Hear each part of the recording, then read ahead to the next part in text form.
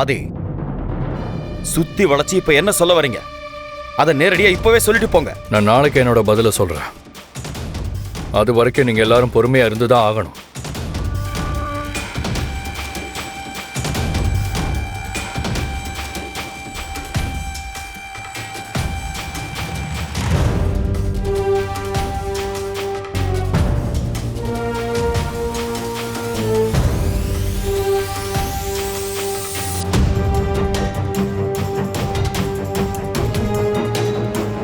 பாட்டி, ஆதி எப்படி சமாளிச்சுட்டு போறாருன்னு பாத்தீங்களா?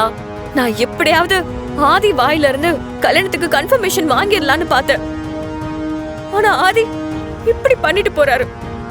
கழுவுற மீன்ல நழுவுற மீன் மாதிரி நாளைக்கு சொல்றேன் இப்படியே தட்டி கழிச்சிடலான்னு பாக்குறாரு. சுதாகர், மித்ரா, நீங்க 2 பேரும் நாளைக்கு வரைக்கும் கொஞ்சம் அமைதியா இருங்க.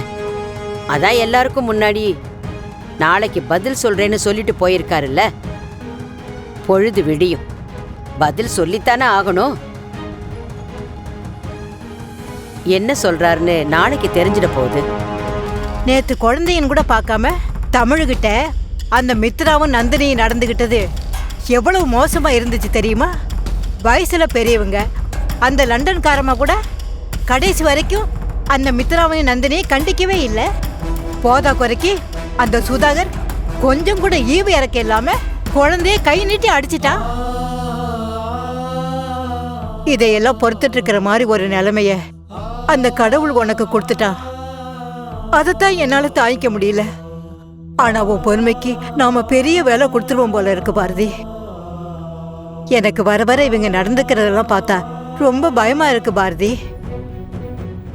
1 2 அன்னைக்கு எவனோ ஒருத்தனை வீட்டுக்கு வரவழைச்சு அந்த நந்தினி உன் மேல அவ்வளவு பெரிய பழிய போட்டான். அதுக்கப்புறம் உன் புடவைய அந்த மித்ரா எரிச்சா. இதெல்லாம் போதாதுன்னு காசு கொடுத்து ஒருத்தனை உன் புருஷனை நடிக்க ஏற்பாடு பண்ணியிருந்தா. இப்ப ஆதி தம்பிய எல்லாருமா சேர்ந்து கல்யாணத்துக்கு கட்டாயப்படுத்திட்டு இருக்காங்க. தம்பியும் வேற வழி இல்லாம காலையில ஒரு முடிவை சொல்றேன்னு சொல்லிட்டு போயிருக்கு. அவரு என்ன முடிவு எடுக்க போறாருன்னு எனக்கு தெரியல பாட்டி. ஆனா ஒரு விஷயம் என்னால உறுதியா சொல்ல முடியும். கண்டிப்பா அவர் எடுக்கிற முடிவு தமிழை எந்த விதத்திலையும் பாதிக்காத நல்ல முடிவாதான் இருக்கும். அந்த நம்பிக்கை எனக்கு நிறையவே இருக்கு. அவருக்கு இன்னைக்கு பழைய ஞாபகம்லாம் இல்லாம இருக்கலாம். ஆனா தமிழ் மேல அவருக்கு இருக்கிற பாசம் இப்ப வரைக்கும் ஒரு துளி கூட குறையவே இல்லை. நீ இப்படி சொல்றதை கேட்கறதுக்கு மனசுக்கு எவ்வளவு ஆறுதலா இருக்கு தெரியுமா? ஆனா தம்பி நமக்கு சாதகமா எந்த முடிவு எடுத்தாலும் அந்த மித்ரா சும்மா விட மாட்டாளே. எதையாவது பண்ணி கெடுக்க பாப்பா. அப்புறம் பெருசா பிரச்சனையும் பண்ணுவா. இன்னைக்கே அவ வானத்துக்கும் பூமிக்கு குதிச்சதை நீ பார்த்தேல்ல? உண்மைதான் பாட்டி. ஆனா அதையெல்லாம் நினைச்சு நீங்க கவலையே படாதீங்க. மித்ராவை எப்படி சமாளிக்கிறதுன்னு அவருக்கு நல்லா தெரியும். பாத்துக்கலாம் பாட்டி. வெண்ணெய் திரண்டு வர நேரத்துல பானை உடையிற மாதிரி இந்த பாரதி ஆதிக்கு உனக்கும் கல்யாணம் நடக்க போற இந்த சமயத்துல உள்ள பூந்து பிரச்சனை பண்ணிக்கிட்டே இருக்கா. அதுக்கு தகுந்த மாதிரியே ஆதி குட்டி போட்ட பூனை மாதிரி பாரதி பின்னாடி சுத்திக்கிட்டே இருக்கான்.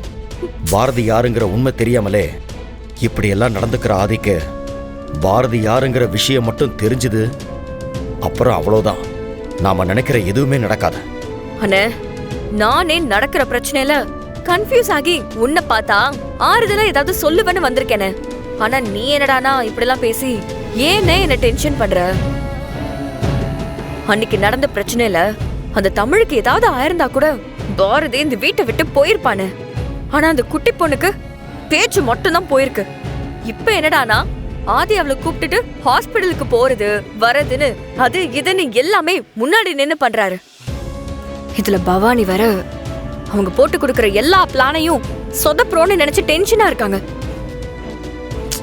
இங்க நடந்த விஷயத்த முதல்ல பவானி கிட்ட சொல்லணும்னு. நீ ஒண்ணு பண்ணு, பவானிக்கு கால் பண்ணி ஸ்பீக்கர்ல போ.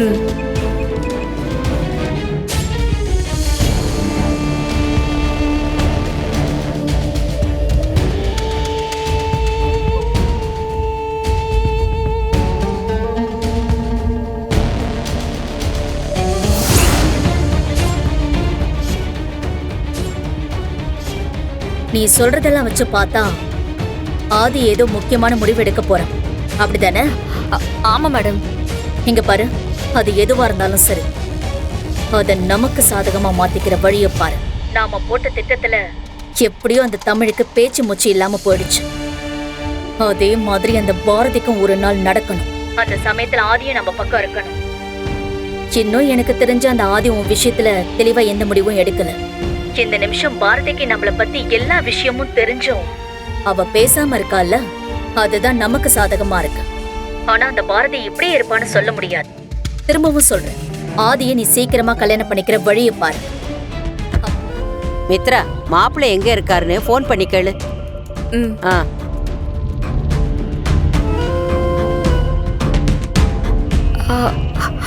ஃபோன் எடுக்க மாட்டேங்கிறாரு பாட்டி. பாரதி, தம்பி எதுக்காக எல்லாரும் இங்க வர சொல்லியிருக்கு? உனக்கு ஏதாவது தெரியுமா? இல்ல பாட்டி, எனக்கு எதுவும் தெரியல. எப்படியும் இன்னும் கொஞ்ச நேரத்துல என்னன்னு தெரிய போகுது. ஆனா என்கிட்ட கூட சொல்லாம போயிட்டாரு. என்ன ட்விஸ்ட் வச்சிருக்காருன்னு தெரியல. ஏய், நீ வேற ஏன்டா அது இதுன்னு சொல்லி வயித்துல புளிய கரைக்கிற? பாட்டி வாங்க, கோயிலுக்கு தானே வர சொல்லியிருக்காரு, உள்ள போய் பார்க்கலாம் வாங்க. வாங்க வாங்க பாட்டி. ம். போங்க போங்க, சீக்கிரம் போங்க. அங்க திருப்பி விட்டுறலாம். மாப்பிள்ள, இங்க என்ன நடக்குது? இப்ப எதுக்கு தமிழ ஹோமகுண்டத்துல உட்கார வச்சிருக்கீங்க?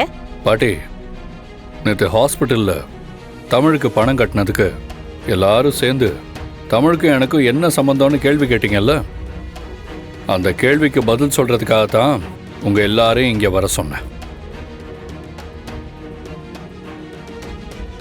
என்ன மாப்பிள்ள சொல்றீங்க?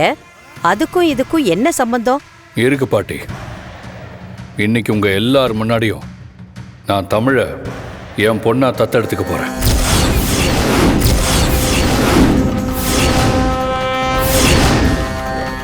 பாட்டி, நீங்க கேட்ட எல்லா கேள்விக்கும் என்கிட்ட பதில் இருக்கு. ஆனா அதெல்லாம் சொல்லணுங்கிற அவசியம் எனக்கு இல்லை. தெரிஞ்சோ தெரியாமலோ தமிழோட மனசுல நான் அப்பாங்கிற விஷயம் ஆழமா பதிஞ்சிருச்சு. அவன் நான் அப்பா அப்பான்னு கூப்பிடுறப்போ நான் நிஜமாவே தமிழோட அப்பாவா நிறைய இடங்கள்ல உணர்ந்திருக்கேன். சில சமயங்கள்ல காரணம் புரியாம குழம்பியும் போயிருக்கேன். இந்த மாதிரி உறவெல்லாம் நாம முடிவு பண்றதில்ல.